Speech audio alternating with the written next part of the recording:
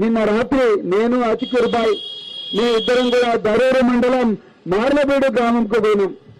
మార్లబీడు గ్రామానికి పోతే పక్కనే ఐజా మండలంలో ఉన్న చిన్న తాండ్రపాడు గ్రామం నుంచి నిరీక్షణ అనే ఒక అమ్మాయి వచ్చింది మా దగ్గరికి.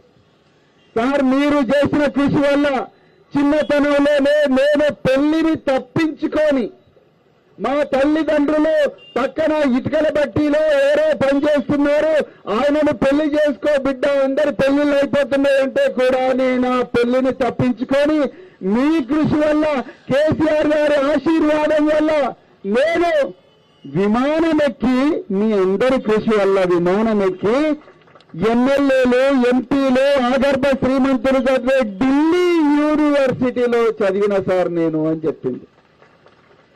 అక్కడితోనే ఆగకుండా నేను ఇంకా బాగా చదవాలని చెప్పి నేను హర్యానా సెంట్రల్ యూనివర్సిటీలో చదివాను అని చెప్పింది.